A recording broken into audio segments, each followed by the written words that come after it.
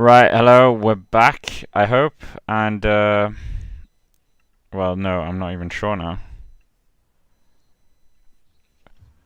Just keep Um, talking and I'll verify. no, we are back. We are here. So, hello everyone, and sorry about those technical difficulties we had a bit before. Seemed like I couldn't add you in anyways from Skype, but anyways, that's not the point. We are here on stage 4, and we've got 13.4 kilometer time trial on our hands, and yeah, right now it's very interesting at the front, and it seems like we still have Rowan Dennis in the hot seat for the first intermediate time check, with Ethan Hayter, the young Brit, in second place, Brendan McNulty in third place, and they are the three riders at the finish as well.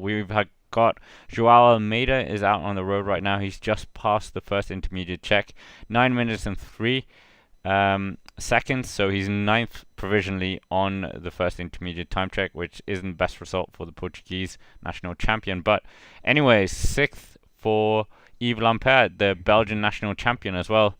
But anyways, Ewan, great to have you here, and yeah, time trials a day today in the Welter, in the in Paris-Nice.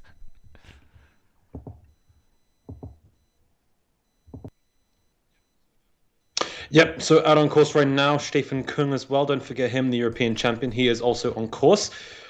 A surprising ride, I'd say, from Yevgeny Fedorov. He's currently in sixth place overall on the stage right now.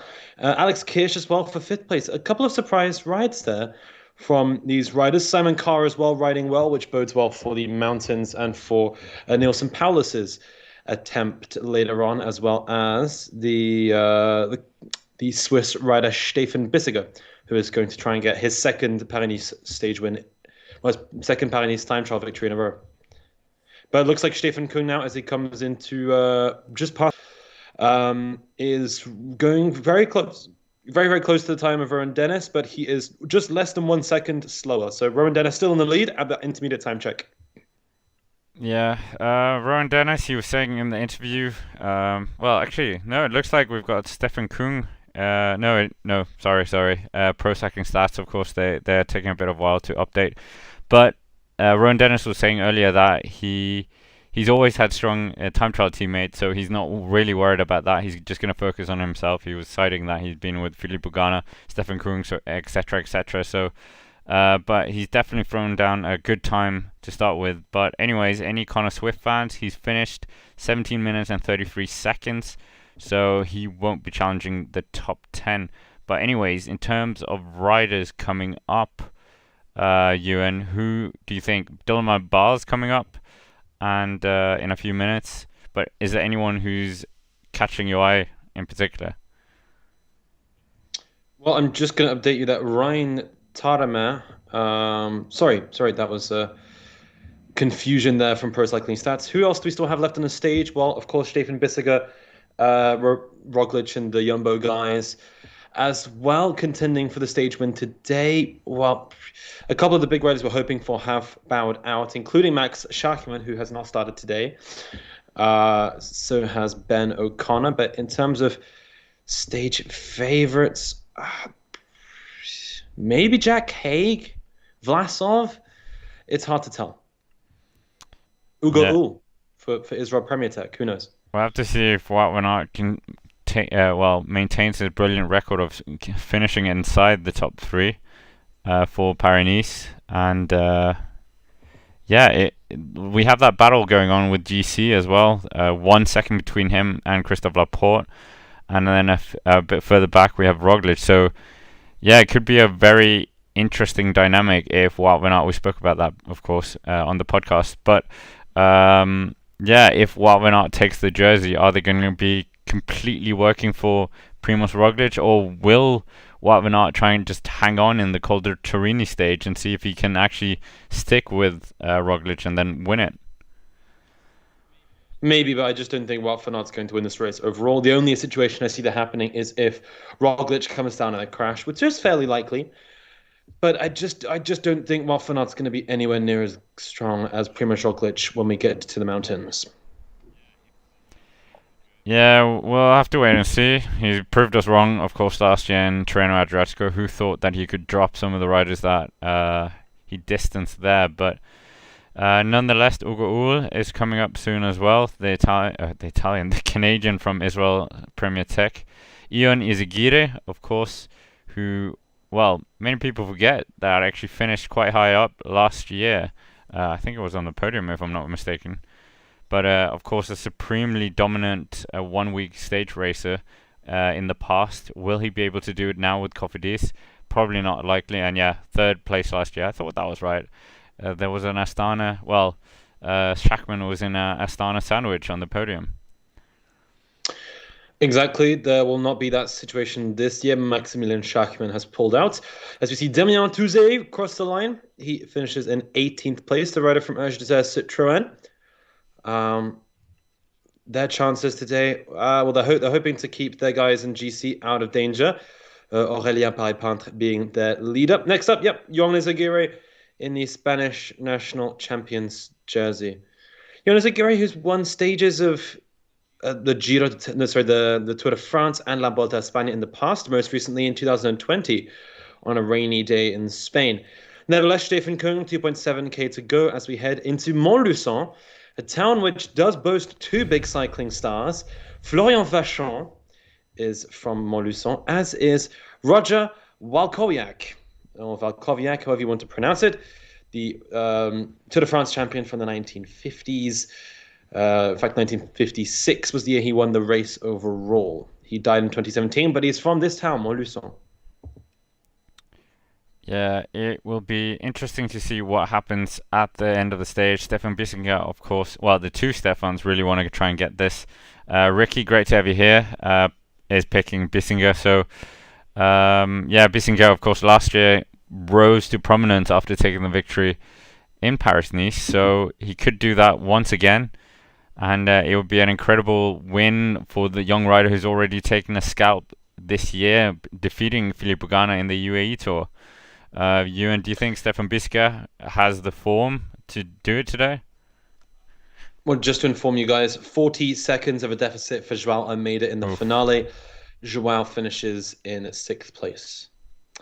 But I'm hoping for Bissegger to do well. I think Bissegger actually is looking very, very good. He beat Pipo Ganna. He has been attacking in the race. He's been up there. I'm looking forward to seeing what Stefan Bissegger could do. I'm not convinced this is going to be a walk in the park for Wout van Aert, but we'll have to wait and see. They currently have their teammate Rowan Dennis currently doing well. He was very far down in GC, one of the first riders to set off today. This is Dylan van Baarle up on the course, former Tour of Britain champion, let's not forget. GC rider then. It's become a nifty climber over the past couple of years. Ineos Grenadiers sort of nurturing him on to doing well in that discipline. Disappointing result today for Ethan Hayter. He's not going to be in contention for the stage win. The British champion missed the mark there, despite his current status as a viral Instagram reel star. Yeah, it's going to be... The more we come into the... well, saying that, that's complete and utter rubbish from me, but because we've got such a weird GC, it's not the big GC guys necessarily at the pecking order, like the sharp end of the GC right now. We've got such a mix because of the three unusual stages we've had already, so it's not clear cut the GC right now. We still haven't had a big mountain stage. So Ewan, do you think we're going to see a bit more of the top 10 that you would expect by the time we come to the last stage in Nice? Yep, the Nice stage could be a showdown. Roglic needs to stay upright on his bike for that, but I think it's going to be interesting, but it will be controlled very much so by Jumbo-Visma. But I'm not expecting any big surprise, any huge breakaway surprises to throw themselves into the mix. I think it's pretty much going to be Roglic and Vlasov's to lose, as Kung misses the mark here. Kung finishes 4 seconds back, 2nd place. Once again denied by Rowan Dennis. He was denied by a fraction of a second to Rowan Dennis back at the Olympic Games for a medal. And today, Stefan Kung misses out once again. He can't win time trials in France, can Stefan Kung? Yeah, curse of not winning in France is also a plague that seems to befit one Primoz Roglic with the World Tour races. But nevertheless, I'm going to throw this out here. Mads Pedersen for the victory potentially. Hear me out before you call me silly. In the Tour of Denmark, one of the biggest stage races in the world, on stage 4, he won the time trial into Nykøbing Falster, 19.1 kilometers. He was riding for the national team, 8 seconds ahead of the winner of the whole race that year, which was one Wout van Aert. But of course, you could argue that Wout van Aert is a far stronger rider now than he was back in 2018. Back then, he wasn't riding for Jumbo-Visma, which he is now. But I'm just putting it out there, Mads Pedersen, potentially. And Ricky's saying here, what happened to the donate tab? You'll need coffee fund. Yeah, Ricky, it's because we're on the extra channel, so we don't have those features yet. So yeah, so save those coffee coppers for some of the bigger races in the World Tour. No disrespect, Paris-Niza, but yeah, we'll definitely be doing the monuments on the main channel. So, but yeah, really appreciate that. You can always donate to the United Nations Humanitarian Fund, of course, helping victims of the current crisis in Ukraine. Nevertheless, it's the 9th of March. This is stage 4 of Paris-Niza, La Course au Soleil. Looking pretty sunny, in fact. I mean, I'm a couple of hours drive away from the stage right now, and it's beautiful 15 degrees here. Scott is on the ground in Nice. Is it looking like La Course au Soleil today? I'm already in love with Nice. It's beautiful weather down here, so perfect day for the riders as well. But we're seeing Dylan van Baarle, 8.4 kilometers. Do you rate Dylan van Baarle as a time trialist? Yes, I do. I actually first came across Dylan van Baarle as a time trialist. So I'm hoping that he still gets time trial legs on him. I think he's criminally underrated. If he were at any other team that wasn't Ineos Grenadiers, I think we'd be bigging him up a lot more than we do right now. He's a fabulous rider with ambitions maybe for the Spring Classics. He won Dwars door Vlaanderen last year and finished second at the World Championships in Leuven. Could this be his year for Dylan van Baarle, or is he going to be sent to the Tour de France to sacrifice his efforts there? We got an announcement this morning that Ineos Grenadiers are completely changing their Grand Tour lineups, which is fascinating. I'm assuming it's in response to the Egan Bernal situation and other issues. Instead, I think Dave Brailsford was saying that they're going to go all out for Adam Yates, which is a fascinating prospect indeed. Is Adam Yates more reliable than Egan Bernal, Scott? No, you would definitely say Egan Bernal has the pedigree. He's won 2 Grand Tours. But yeah, I think Adam Yates is a strong rider. We've seen him finish in the top 5, win the white jersey as well in the Tour, finish, well, again inside the top 10, wearing the yellow jersey in 2020. So he's a good rider, and I think if he has the might of Ineos Grenadiers behind him, potentially could be a force. But we'll have to wait and see. Last year in the Vuelta, of course, he finished 4th, but I just don't think he's going to be beating Pog or Rog. Well, that's their plan this year. Carapaz will remain at the Giro d'Italia, whilst Yates will line up for the Tour de France. There's also rumours of Tom Pidcock potentially starting the Tour de France, as we see Van Baarle here coming closer to this intermediate time check, as we see Joao Almeida being interviewed on Eurosport right now on the European broadcast. But Dylan van Baarle, he's not going to light at the timesheet. It's a solid ride, 7th place, 15 seconds down for Dylan van Baarle. The average of 47 kilometers an hour. It's not the fastest time trial in the world. We saw the other day that Pipo Ganna rode at 54 kilometers an hour for the opening time trial of Tirreno. But for now, Dylan van Baarle, the 29-year-old from Voorburg, is not in the mix for stage victory. Bissegger is just off now. So Bissegger, the Swiss hope now, after Stefan Kuhn didn't manage to unseat Rowan Dennis.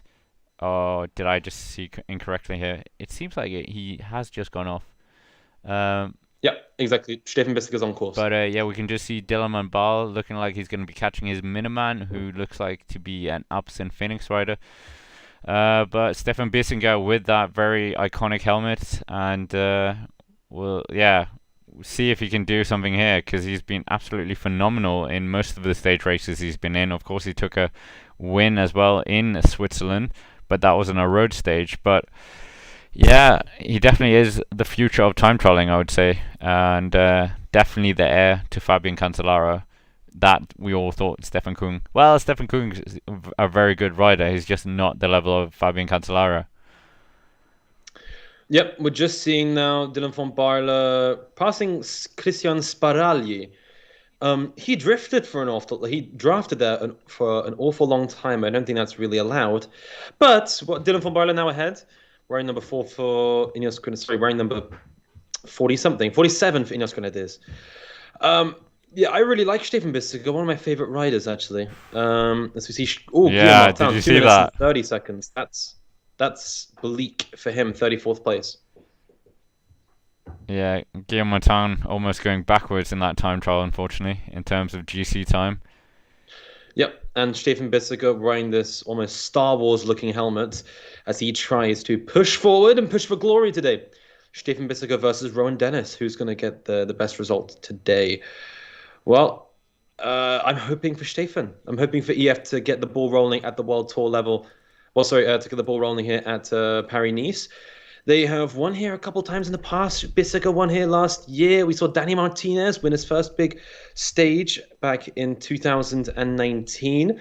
Also in 2020, Sergio Higuita finished on the final podium for EF there. Higuita now riding for Bora Hansgrohe. But it's a squad that's had a consistent and solid history at Paris-Niza. Maybe this year it can be continued by Stefan Bissegger and Nilsson Paulus, who are really heading up that team. Yeah, make sure to hit the like button, guys. We're only on 3 or 4 likes, I think. So, yeah, 11.5 kilometers left now for Stefan Bissegger. We, of course, will see where he will fare in terms of the intermediate time check and see if he can challenge Ron Dennis, who's currently sitting on that. But anyways, on the other end of the course, we're seeing Fred Wright has just recorded the 4th quickest time. Is that correct? I'm not quite sure because. Yep, that is correct. That is Fred Wright. Bit confused with good ride from him. He's having a really good week. I'm hoping for good things for him in the spring classics. He's been sprinting very well, a couple of top 10s as well already this year. Well, a couple of times in Paris-Niza rather. His schedule, we're not quite sure what it is, but he did do the opening weekend at the end of February. Yeah, Fred Wright, very interesting to see what he can do. And yeah, of course, was very prominent in the Lincoln National Championships a few moons ago. But Dylan van Baarle still on course, 3.2 kilometers now for the Dutchman. Of course, the vice world champion in terms of the road. But now we're seeing one of the Yates brothers, Simon Yates, Team Bike Exchange Jayco. And yeah, Ewan, do you think he can do something in Paris-Niza? I don't know. I mentioned the other day that whenever you seem to second guess his form, he kind of proves you wrong. So I guess we'll wait and see what it brings. There's certainly the possibility that he proves us all wrong and does well. But I'm not quite convinced. He's been safe. He's been keeping his head down. But the team is split with Dylan Groenewegen. So we'll wait and see. Yeah, we'll see how much time he loses or potentially takes out of some of the GC riders. Don't hold your breath if you're hoping for taking time. But yeah, riders coming up. Danny Martinez, Adam Yates, his brother, Jack Haig, and Søren Kragh Andersen, who could potentially be on for a good one today as well, is the next rider for Team DSM. Very strong time trialist and is the best hope for Team DSM right now at getting a stage victory. So we'll wait and see if he can do anything there. Clermont Champusson coming up as well, and Stan de Wolf, a rider you've been talking up in the past few days. And yeah, Adam Yates and Danny Martinez are the next 2 riders up. So that's going to be interesting having those 2 GC riders. Where did Danny Martinez actually fit in the new reconstructed Ineos Grenadiers plans? I'm not quite so sure, actually. I believe he's still going to be... he's usually with Bernal, but we'll find out. Bissegger on course, about 6 minutes into his ride, 9.3 kilometers left. So, yeah, as you said, that POC helmet, that very akin to helmets in Star Wars. But anyways, the Colombian national time trial champion Dani Martinez is off now, off the start ramp, and we'll see what he can do. He is a good time trialist, to be fair. He's not like other Colombians that kind of go backwards in the time trial, thinking of Nairo. But Dani Martinez, I highly rate him as a rider overall and a GC threat potentially in the next few years. And yeah, 5th overall in the Giro d'Italia last year, despite riding for Egan Bernal. So I think that was a really good performance from him. Yep, and just to update you, Daniele Martinez is still on course to start the Tour de France. That team includes Michal Kwiatkowski, the newly French Pavel Sivakov, as well as Pipo Ganna, Jonathan Castroviejo, Geraint Thomas, Dylan von Barle, as well as the new leader Adam Yates for that race. That's their Tour de France lineup. Despite the reshuffle, there is still the chance. Rod Ellingworth said this morning that Tom Pidcock ends up getting drafted in. Wouldn't that be quite the prospect? But I'd love to see him at the Corsa Rosa. He has a chance to win the first stage to Visegrad, but we're hoping for Attila Valter there. He's not here though, Attila. He's over in Tirreno, but Dylan von Barle now on the final climb of Montluçon, up the Rebuffon. No, it's not named after the legendary Italian goalkeeper. It's named after someone else. Yeah, 47 here coming up near the finish, and that is of course Dylan van Baarle, and we'll see what he can post in terms of times. Doesn't look like he's going to be challenging the top stand-up on the podium. He's just outside the podium, in fact, and already 22 seconds down on Rowan Dennis coming up to the finish line. 4th place looks like he will just unseat. No, he's going to be behind Fred Wright there in 6th place, behind Brendan McNulty as well. So Dylan van Baarle slots in neatly there into 6th place.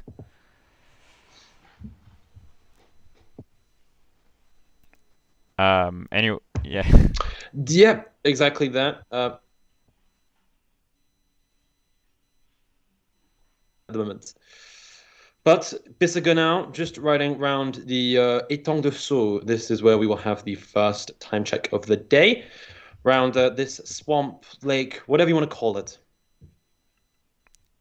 Bissegger is coming up to the first time check. He looks like he is behind Rowan Dennis. So he's behind Rowan Dennis. He's not the fastest on the first time check. So Bissegger is going to be 4th quickest and quite a few seconds down. 9 seconds, in fact, down on Rowan Dennis. So Rowan Dennis is looking quite comfortable in that hot seat right now. Not so hot for him.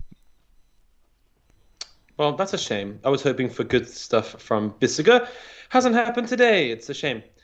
Instead, we pin our hopes on other riders, including Wout van Aert and Roglic, if they want to challenge Rowan Dennis. The controversial figure, Rowan Dennis, bit of a personality, some would say. He's been caught in trouble a number of times. He mysteriously abandoned the Tour de France in 2019 following a disagreement with his team, refusing to start the rest of the year with them. He broke COVID lockdown rules. He has, I don't know, he's got quite a few hot takes if you check him out online.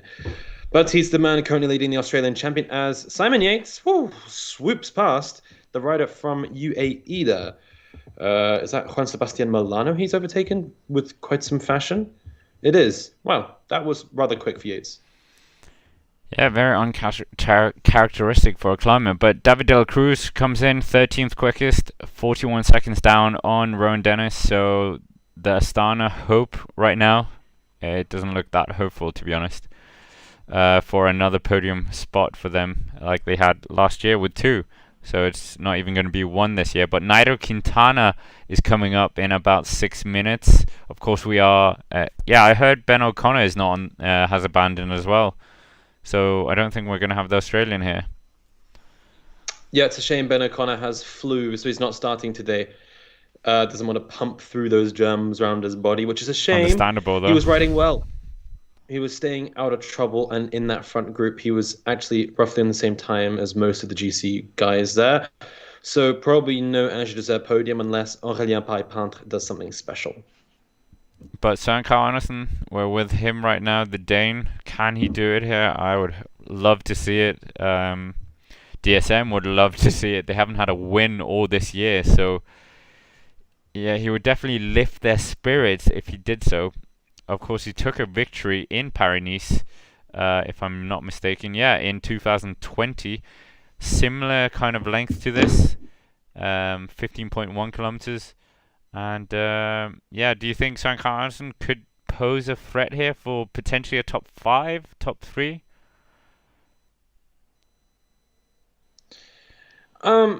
Maybe. I haven't seen Søren Kragh Andersen really firing in all 4 cylinders yet at this race. It looks like he is going very fast though, but it might just be this overhead angle on the camera. Who knows? We'll find out once he passes through some checkpoints. He hasn't done a time trial this year, so this is his first time trial. 103rd in Omloop Het Nieuwsblad and 19th on the second stage in Orléans. So that is kind of, and then he had a 14th place in the Tour of Oman this year as well on stage 5. So that's kind of the best results for him.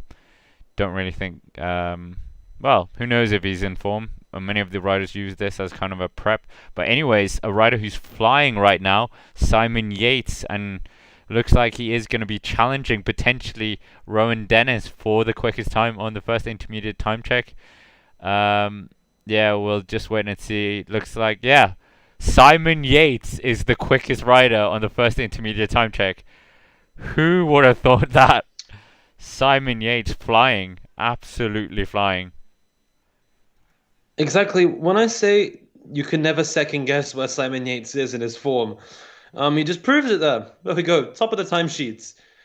We thought he was going fast. He caught Milano very, very quickly. Milano not a time trialist, but still Yates. Wow, that is phenomenal for the man who I believe is targeting the Giro d'Italia this year once again. So Simon Yates this year, apparently a superb time trialist, and Filippo Ganna, an amazing climber. So yeah, this year is being turned upside down. But yeah, we await Søren Kragh Andersen. Of course, the intermediate time check is at 7 kilometers to go. It is a fairly rolling time trial, you would say, for 13.4 kilometers. You of course have the kick up as well at the end. But yeah, Simon Yates, this is going to be incredible.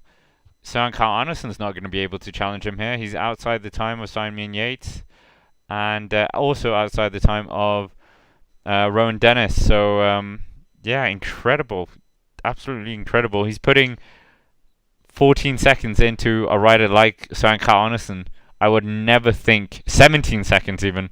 I never thought you would see the day that Simon Yates would do that. Anyways, a veteran of this race, Luis Leon Sanchez, is the next rider off. 6-6 is his number, and riding for Bahrain Victorious. Well, that is fascinating ride from him there, but I have to inform you, Simon Yates has won a time trial at Paris-Niza before.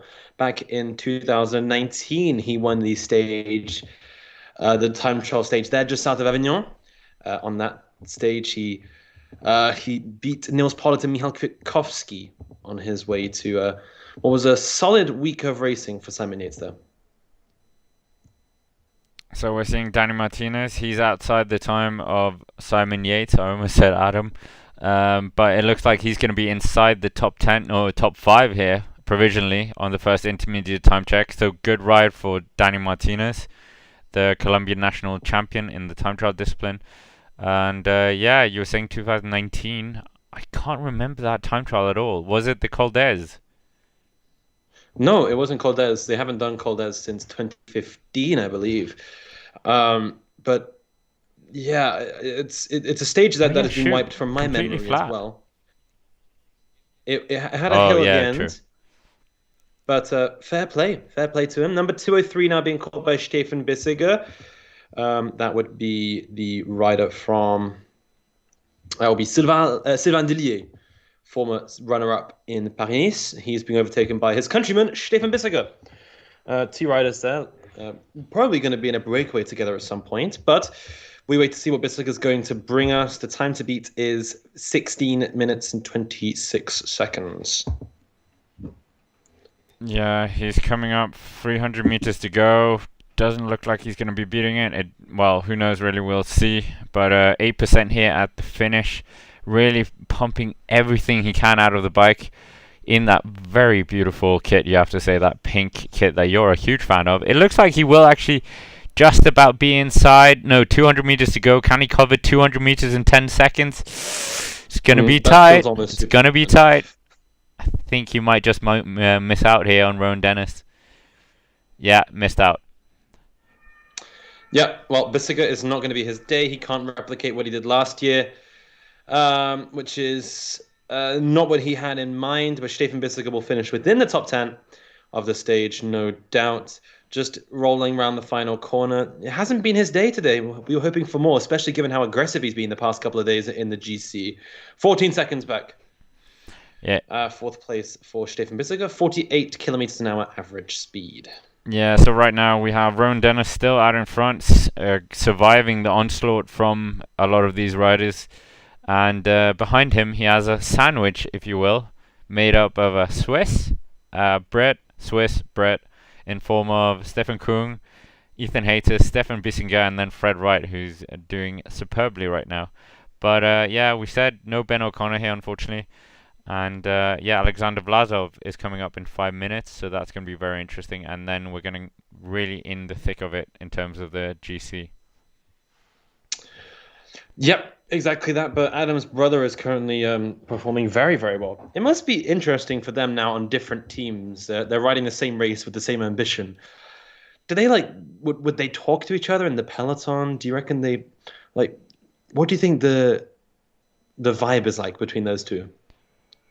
Yeah, interesting question, and yeah, I think only they really know it. But yeah, being together for so long, it was kind of the thing that everyone said that Andy Schleck and Frank Schleck should be split up to not have that kind of connection where Andy Schleck would always look behind to see if Frank was there. Don't know if Adam and Simon have been doing the same kind of thing, but yeah, definitely interesting. It would be an interesting conversation at the Christmas table. See what the dynamic is there. Yes, exactly that. But nevertheless, Simon Yates has more Grand Tours to his name than his brother. Former Vuelta a España champion. He went there. And Giro d'Italia podium finisher Simon Yates. Who knows what he's going to bring this year? I'm excited to see what he does at the Corsa Rosa. I think they're the only brothers to win the white jersey as a pair. I don't think anyone else has won the white jersey. Both brothers. I'm thinking Frank Schleck. I can't really think of Frank Schleck winning the white jersey. No, I don't think so. It is quite a niche, though. Yeah. Having brothers that both win the white jersey. Who knows? Maybe the next brothers to do it are they're a little bit old now. But the other twins, the Norwegian twins that are currently riding very, very well, the Johannesson brothers. Yeah, like even more niche. The only twins who have done it. Wow. Guinness World Record. But yeah, anyways, we're looking towards Simon Yates, and of course he's in his kind of territory. Well, who knows now? Maybe he's going to be a time trial list all this season. But number 121, the Bike Exchange Jayco joint leader, we would say, with Dylan Groenewegen, looking very in control now, and we'll see if he can actually unseat Rowan Dennis here, riding for Australian team, unseating an Australian not riding for Australian team. But yeah, it's going to be very, very close. He's got 28 seconds in hand here. It looks like he might get the quickest time right now, but we can't just see how many meters he's got left. He's coming up here to the top. It looks like it's going to be a new quickest time here for Simon Yates. Well, Simon Yates winning a time trial was not on my bingo card for 2022. But here we go. It looks like Simon Yates now is going to take the best time, has to go around the final corner. Oh, no, he's going to miss out. He's going to miss out. Oh, Yates does miss out. Yep, he's just short by a margin of about 5 seconds, I believe. He doesn't even get the second quickest time. Third quickest. Yep, behind Stefan Kung, who finished in 4 seconds as well.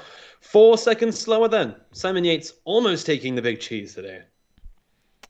Right, so we've got a big gap now between some of the riders because we haven't got Ben O'Connor here, but we're seeing Nairo Quintana, number 31, the Arkea Samsic leader. And yeah, we'll have to see if he can do something here, limit the time losses. He's not the best rider against the clock when it's on a flat. 10 kilometers to go for him. Of course, he's finished on the podium in Paris-Niza before, won a stage in the 2020 edition. And yeah, Ewan, do you have much faith in Nairo Quintana in the overall for Paris-Niza this year? Maybe. I think a podium is certainly within his realm. He's never won this race. Now he's riding for a French team. He's about to go to some climbs he knows in the south of France. It's possible. It is certainly possible that Nairo Quintana does win this race. I'm thinking more of a third, maybe a second place. But he is an aggressive rider. If Roglic goes, I wouldn't be surprised to see Quintana go with him. If any of you were watching the Tour des Alpes-Maritimes et du Var, you would have seen him attack long before the line and solo to the end. There was an impressive show there, and he's going to try and do it again today. Alexander Vlasov, you might have thought, well, isn't this guy the national champion? Well, yes, he is, but his nation doesn't exist at the moment, according to the UCI. So Alexander Vlasov rolls off as the Russian national champion, and he's going to try and get a solid ride. I'm expecting a consistent one from Alexander Vlasov. The golden trio here is warming up as well. Yeah, we saw it was a white flag next to his name. He hasn't surrendered in terms of his GC aspirations for Paris-Niza, but Primoz Roglic, Christophe Laporte and Wout van Aert, they're looking to warm up now. They are warming up. And anyways, we're getting Dani Martinez in the Colombian jersey, that beautiful kit, I would say, coming up to the finish here. And he's going to be about 21 seconds outside the time of Rowan Dennis. So not a bad ride for Dani Martinez, 6th quickest at the finish right now. Yep, I wouldn't be surprised if Martinez as well is up there in the top 5 of the general classification when we get into Nice on Sunday. Really solid rider. He'll be probably working for Yates, but I reckon that dynamic could be a good little tandem between them. I don't think Jumbo-Visma have anyone quite like Martinez to throw up in opposition. While for not now training, he's wearing the green jersey today. Yellow being worn by Laporte, and third place Primoz Roglic wearing his normal trade kit. He's not the national champion on the time trial. That is Jan Tratnik. As we see Quintana now with 7.9k to go. Scott, here's a fun little game. When was the last time Nairo Quintana won a time trial? I'm thinking the Giro he won. Didn't he win an uphill time trial there? He did. That is not the last time. The last time he won a race was at the Route du Sud, which we now call the Route d'Occitanie. He won stage 3 there, which was an individual time trial. Who knew? Before going on to win the race overall. He actually beat Sylvain Chavanel by 6 seconds that day. It's the last time he won a time trial. So we always talk about twins. Have they got shared abilities? It seems like not right now, as Adam Yates has come quite a bit far back, 37 seconds it seemed. So he's not going to be emulating what his brother did a few moments ago. But Nairo Quintana, 7.1 kilometers, and yeah, Søren Kragh Andersen, a very bad time from him as well. Currently inside the top 10, but nothing to light up the score sheet. No, 10th right now.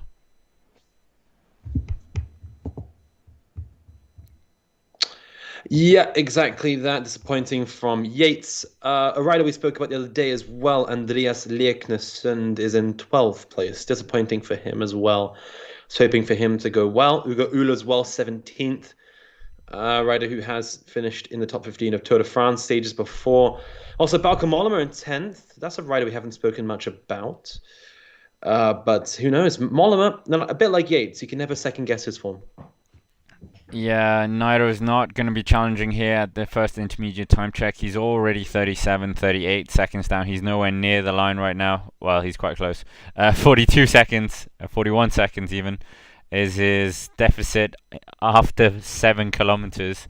So that's about losing 6 seconds every kilometer. That is quite a lot of time for Nairo Quintana. So who knows, is he targeting potentially a Col de Turini stage? Getting the polka dot jersey I don't think the GC is going to be his this year, like you said. Even a podium, I think, is going to be a struggle for Nairo. And of course, that won't be welcome news for any Colombians. He has ridden quite well in the opening 3 stages, hasn't lost that much time. But yeah, unfortunately today it looks like he's going to lose a handful of time. And if he keeps this up, he's going to lose, yeah, 6 times 13. 70, 79, 78 even. 6 multiplied by 78. 13. Wait, what? The answer is 78. There we go. 78 seconds. 1 minute and 18.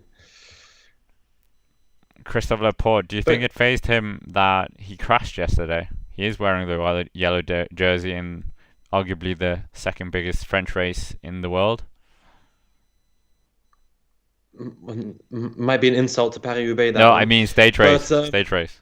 There we go. We'll find out. We'll find out. He looked like he was a bit bashed and bruised, but he was still rode on. I'm assuming he's okay. Just a little thump at the end. The rider from RKS Samsic here, Nairo Quintana. Look at his helmet, Scott. It's the Breton flag. Soon, Nairo might be able to apply for French citizenship. You never know. You always spot that Breton flag. What are we saying here? Ricky's saying 6 more riders to start.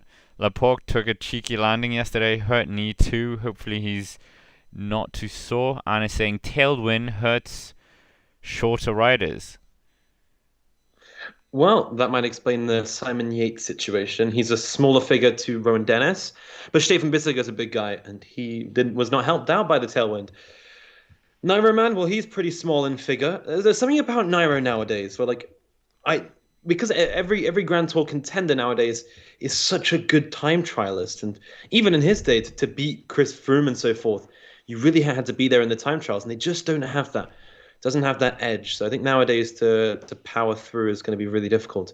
Here is Pierre Latour, former white jersey winner of the Tour de France, about to start his time trial. He's had a good week so far, hasn't he? Yeah, we'll have to see if he can keep that going. And yeah, Total direct. Well, no, they're not direct anymore. Total Energies, Total Energies principal rider here. No Peter Sagan, of course. But yeah, it would be phenomenal for them if they could get him potentially inside a cheeky top 10. But I'm sorry, I don't really have faith in him when it comes to the Col de Torini stage. I think he's going to go backwards there. I have faith in Pierre Latour. He's French. I do. No, well, he is a former national champion in the time trial. And I don't know, he's looking good. He's looking a lot more aggressive than normal in riding style, not in his off the bike behavior. But nevertheless, I think he's going to be good. Total Energies, though, I must inform you, Sagan has pulled out of Tirreno Adriatico, citing stomach problems, despite finishing 4th yesterday in the opening sprint stage. So there we go. Sagan is sprinting once again at the top level, but he will not be at the race of the 2Cs for much longer. Pierre Latour, though, he is holding the expectations of the French team here in the Course au Soleil. Yeah. Do you think he's the big French hope in terms of GC on Paris-Niza this year, with no David Gaudu after unfortunately not doing what we know he can do? But Primoz Roglic is coming up to the start line as well, so yeah, is this going to be his day? The former has he won the national time trial championships for Slovenia? Yes, he has. Back in 2016-17, I believe he wore it when he broke out as a Giro d'Italia stage winner there in the time trial. Don't forget, he's Olympic champion as well. He's wearing a golden helmet to remind you all of his status there. Nairo Quintana, however, has 2.7 kilometers to go in the stage. He's been on course for 14 minutes, riding at 55k an hour. It's faster than the average at the moment, but we'll see how he goes in the finale. Nairo trying to win another Paris stage this week. It could happen. He's won Tirreno 2 times in the past. This year, aiming for the yellow jersey in Paris. Colombia have had a good record over the past 10 years. Let's see if Nairo can carry that on. As we see the stateless Alexander Vlasov come towards the time check. He is not going to be the fastest time, but he won't be that far off, I don't think. He is just currently in fourth place. The time is bleeding out, but he will cross the line within the provisional top 10. Yeah, not a bad time really for Lazov. I've never really seen him as a time trialist, so not a bad ride from the national time trial champion of the white flag. But Pierre Latour, 3 minutes into his ride, he's rocking all over the place. I don't know if Dan Bigham was like this form on the bike, but he doesn't care because he doesn't ride for Ineos Grenadiers. So, yeah, as Ricky said, we're getting really towards the pointy end now. Not a lot of riders left. We've got Brian Kokar has just started. Mads Pedersen, who I say could potentially be a dark horse for this. Then we got Primoz Roglic, Wout van Aert, and Christophe Laporte, the yellow jersey. So after Mads Pedersen in a, minute and a half, we've got 3 Jumbo-Visma riders. So, yeah, could they join up again, once again, Ewan, and do another team time trial? Well, for that to happen, Laporte really has to slam on the brakes. Sorry, Roglic would have to slam on the brakes rather instead, which would be a real shame. Nevertheless, Latour looking decent at the moment. Former French national champion of the time trial. I really think it should be UCI law, or within the UCI rules, that they have to wear the little sleeve to prove that they were a former national champion. Not all teams incorporate it into their design. One of those teams is this one, Total Energies. Yeah, so the 3 teammates here. And interestingly, Wout van Aert has got a Red Bull laser helmet as well. Quite unique there. But Nairo Quintana coming up towards the finish of his time trial. How much has he lost? We were saying if we were judging by his intermediate time check, that would be 78 seconds. 1 minute and 18. Let's see how close he gets to that. Was he riding a negative split? 22 kilometers an hour here up this 8% section. He's rocking all over it. Very Nairo-esque climbing here on a time trial bike, which is very hard. But he has pulled it back. He is not going to be losing 1 minute and 18 seconds, it looks. But he still has 200 meters left. So 45 seconds down on Rowan Dennis's time. 50 seconds down. It's getting, we're getting close to the 1 minute 18, Ewan.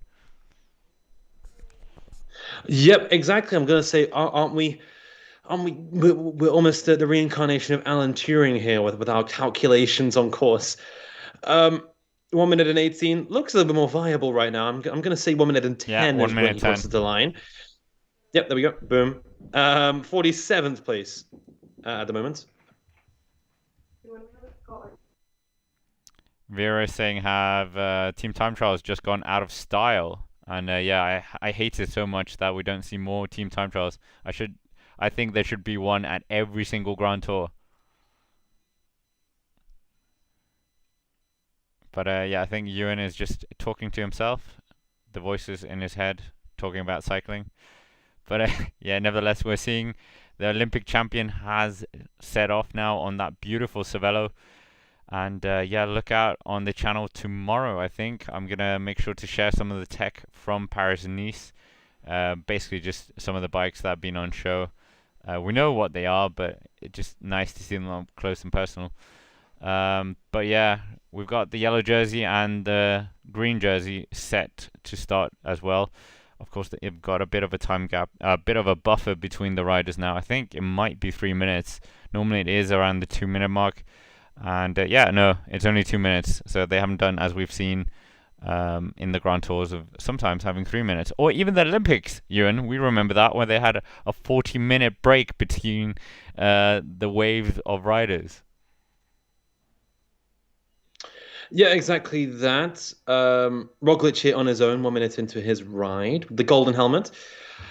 Laporte wearing the yellow jersey. Maybe this was all tactical. We've spoken before about the disadvantage of wearing the provided kit. It's not your tailored fit. It's not the kit you're used to. The team researched the materials to try to get the most aerodynamic kit possible. And you're in a stage race. You are in the lead. There should be an advantage, but you're handed this kit made by Le Coq Sportif.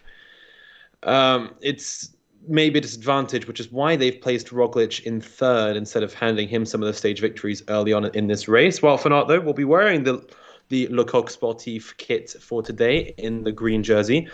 Mads Pedersen here, well, he is very, very happy with his stage win yesterday. I watched the interview back, and he just thanked Jasper Stuyven and Alex Kirsch very much for the lead out. He was very, very happy with this.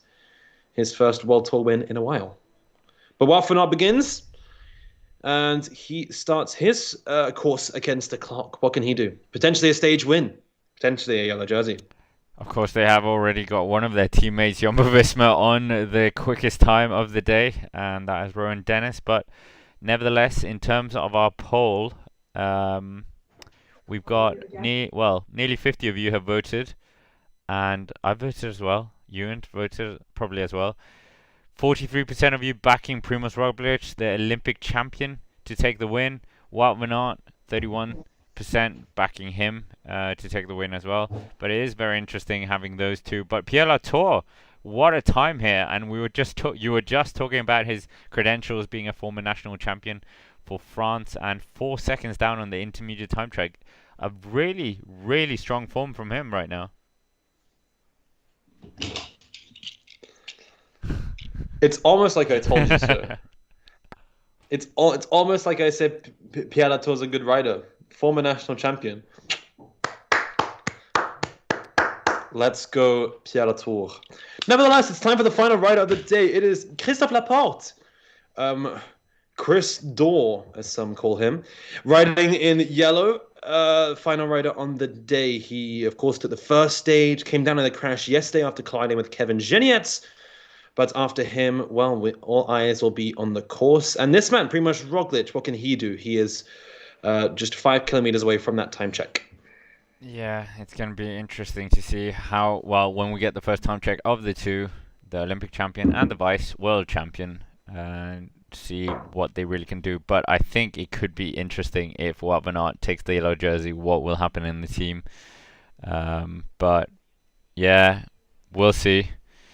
Yeah, Ewan, looking towards the next few stages, what do you think is going to happen? Do you think Jumbo-Visma is still going to have this stronghold on the race?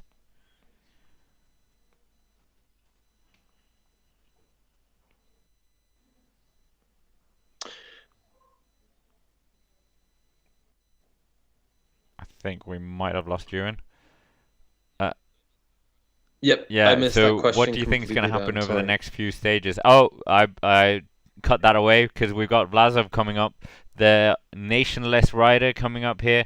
He's inside the top 5. It looks like as he's coming towards the finish line.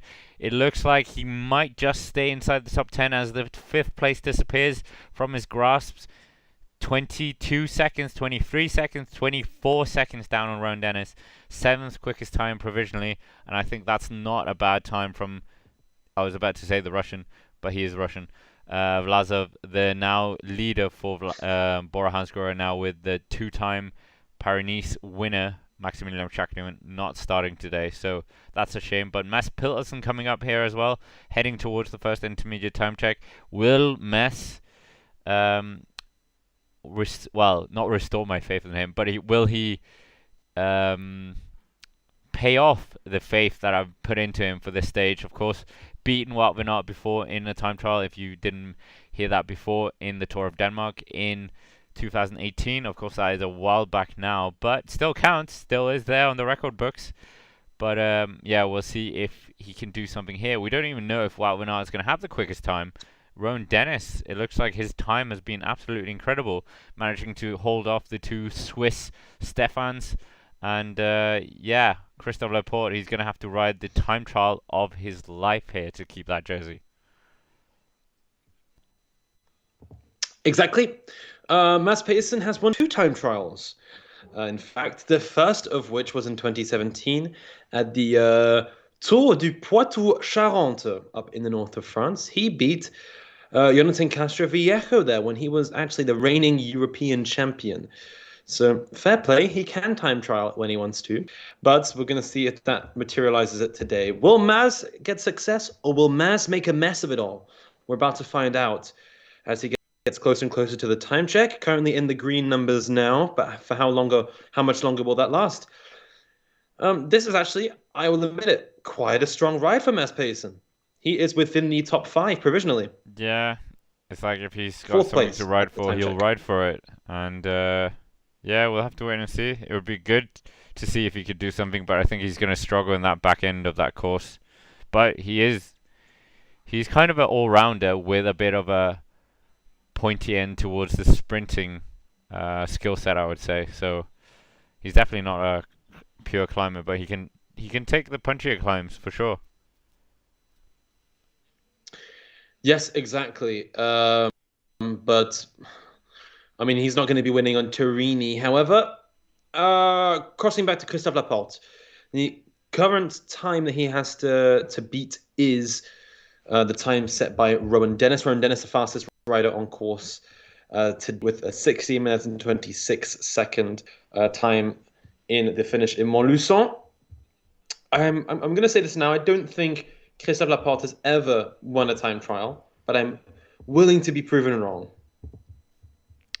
Just agreeing with Vera there, saying that it should be compulsory for have Grand Tours to have team time trials. I think that should be a must. I think certain things should just be there, like the Colder's time trial that we disagreed on yesterday. Well, yeah, I mean, I think we also forget, people have been saying team trials haven't been in it for a while. Yes, COVID, ever since the restart, I think we've kind of turned away from it because you never know. 2 of your teammates might get COVID, and then that's your team time trial completely screwed up. We've had smaller teams as well riding events.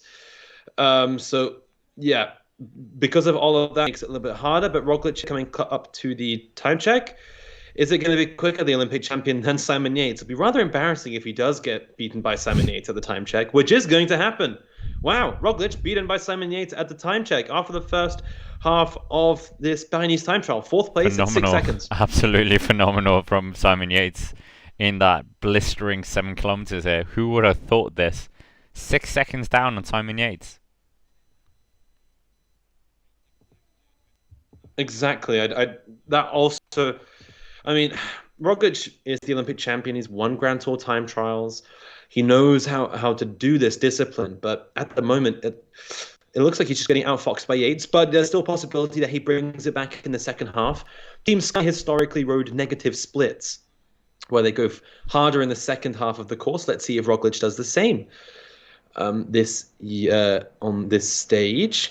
Also to come through the check soon will be Wout van Aert, and then after him, Christophe Laporte of France. From down in the south towards Nice is the hometown of Christophe Laporte. Roglic, though, for Slovenia, definitely getting the award for the best Slovenian in the race, we believe.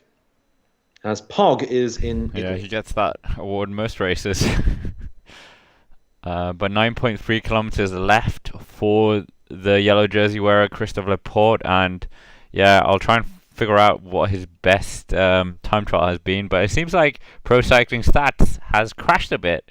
That happens now and again. But yeah, Christophe Laporte, not really known for his time trialing ability, but yeah, phenomenal in the sprints, and of course, incredible victory for him this year, winning the opening stage of Paris-Niza, courtesy of his 2 teammates not challenging him for that, you would have assumed. But Wout van Aert coming up to the intermediate time check, and Ewan, what is he gonna do here? Well, he's not going to go into the lead, I don't think. They're just a little bit short of his teammate Rowan Dennis. They're 1 minute and 40 seconds behind. So Wout van Aert currently in second place provisionally. It's tight though. And also, I must stand corrected. Yeah, first one is you just said again. 1 minute and 40. Christophe Laporte has won 3. 1 minute and 40 seconds. Do you mean 1 second Sorry. and 40? I was gonna Exactly. say. 1 second and 4/10 of a second there. My bad. But yeah, corrections corner. Christophe Laporte has won 3 time trials. One at the Tour of Belgium back in 2018 when he beat Andrei Grivko, the Ukrainian there. He also won a time trial stage at the Tour Poitou-Charentes en Nouvelle-Aquitaine, beating out a couple of time trial specialists there. And also at the Étoile de Bessèges in 2019, that's fairly recent, he beat Tobias Ludvigsson on a time trial. Tobias, who is a time trial specialist, when Christophe Laporte won the overall at the Tour, the Étoile de Bessèges Yeah, in I France. completely forgot about that. And now you say it, I remember that happening because it was such a phenomenal result for him. And what a 2019 he had as well. When he won the prologue as well in the Tour of Luxembourg, won stage one the following day as well. But like you've kind of said before, many of these races, okay, Tour of Luxembourg, no, and the in that year were these minor French races. It wasn't a World Tour stage race.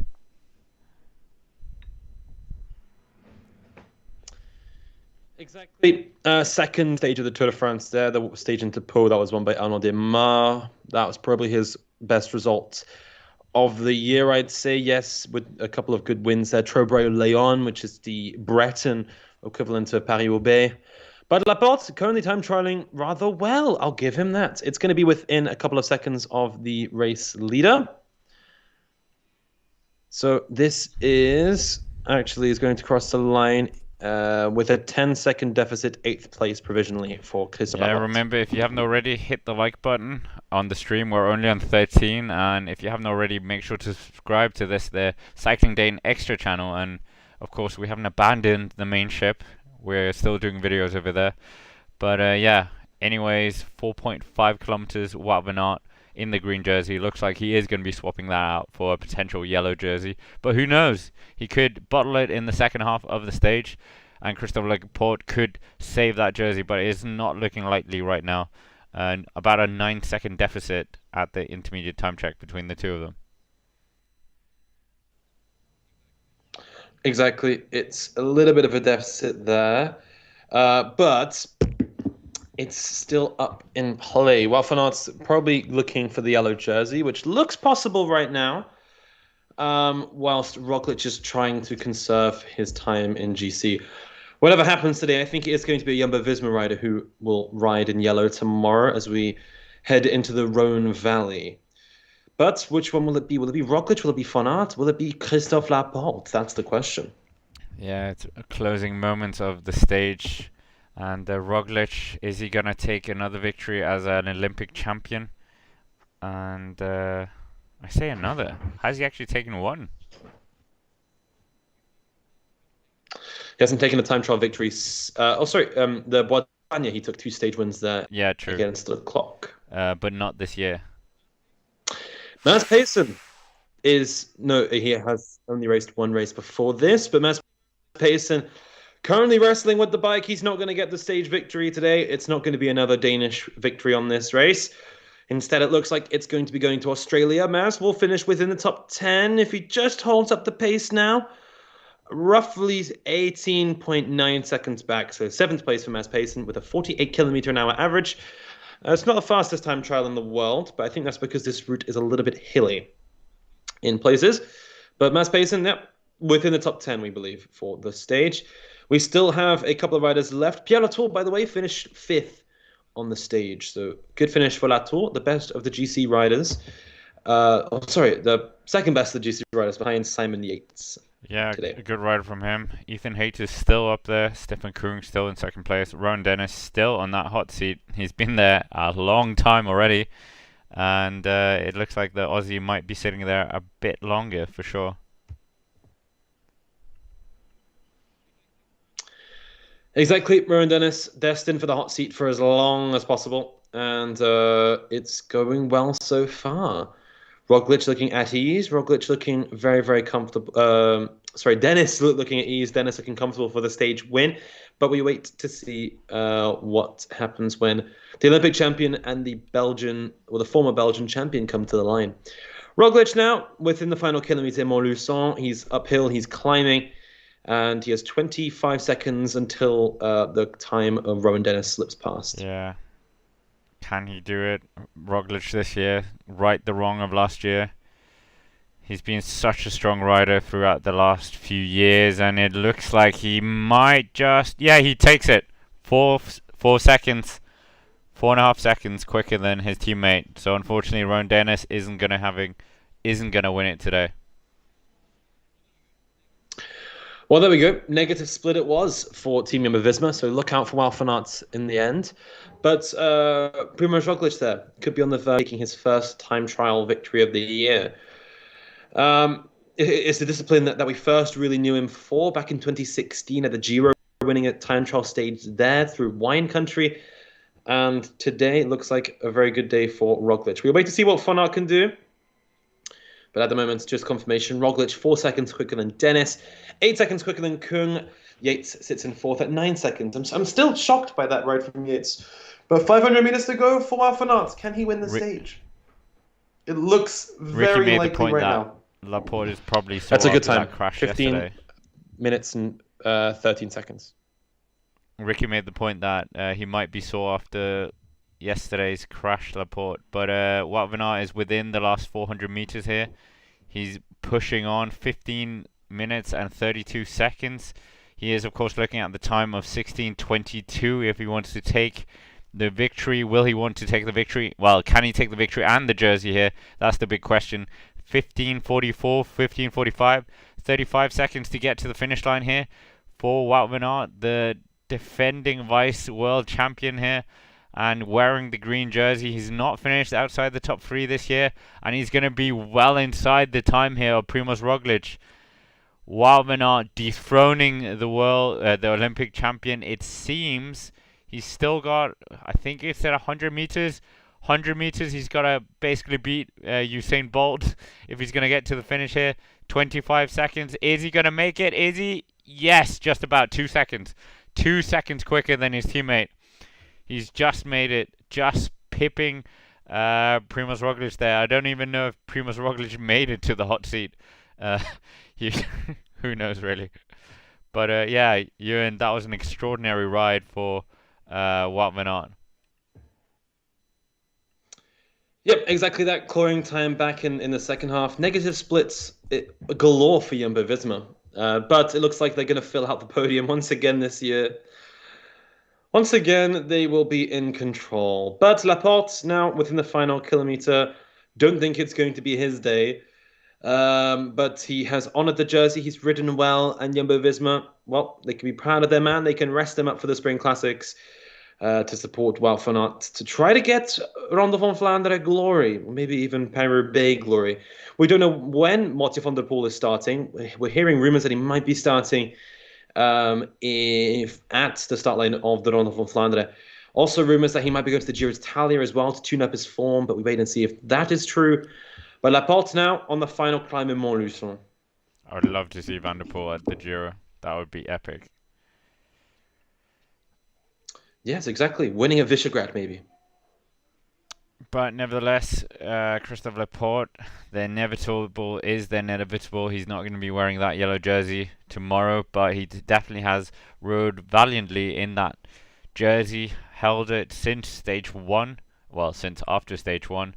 300 meters to go now for the French rider. And yeah, what more can you say? Well, impressive signing for Jumbo-Visma, of course. He should be helping out in the classics for Wout van Aert, and I don't think they were thinking about this kind of publicity for the Frenchman. So either way, getting a stage win, having a few days in the yellow jersey has been well and truly a phenomenal chapter for him in his very early Jumbo-Visma days. Exactly. He only joined the team fairly recently, and well, in the off-season, he's had a fantastic start to his career at Jumbo-Visma, but it's not going to be stage glory today. He cedes the yellow jersey to Wout van Aert as the Belgian now goes into the lead of the 80th edition of Paris-Niza. So 11th there, confirmation, 29 seconds down on Wout van Aert. So phenomenal ride there for Laporte, really put all on the line here, but unfortunately it's not going to be his day. We'll get you the top 10, of course. We don't have to wait for the top 10 like we normally do, because we know the top 10 completely now. We don't have the GC top 10.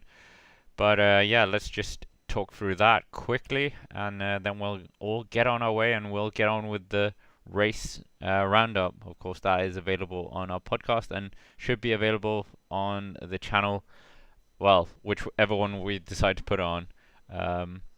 I think the extra channel, but we'll see. Anyways, number 1, Wout van Aert, we know, with 2 seconds, well, rounded up 2 seconds ahead of Primoz Roglic. Rowan Dennis makes out another top 3 for Jumbo-Visma. Stefan Kung is the closest to Jumbo, 16 minutes and 30 seconds. Simon Yates impressively in top 5. Ethan Hayter, the British National Championship winner, might have to give that jersey over to Simon Yates after today, as he finishes 6th. Pierre Latour in 7th. Stefan Bissegger in 8th. Mads Pedersen, the only Dane, in top 10. And Dani Martinez, what an extraordinary ride from him, the Colombian national champion. Ewan, what did you think of that race? It was a time trial. It will affect GC, but Roglic still looks like the favorite. Pierre Latour maybe for a podium in the end. Wouldn't that be fun? But Simon Yates, I would say, is the winner of today, proving everybody wrong. Doing very, very well. We'll just get the GC confirmations as well before we head off. But yeah, thanks every single one of you who joined in. Make sure to like the stream, hit the subscribe button, check out the podcast as well. We'll have the podcast up later today, and there's lots of good stuff on there. But yeah, we're just awaiting confirmation of the top 10 for the GC. I haven't got it yet. I believe the Pro Cycling Stats guys are just calculating the numbers here. But yeah, Simon Yates, formidable ride from him. And is he targeting the Giro once again this year?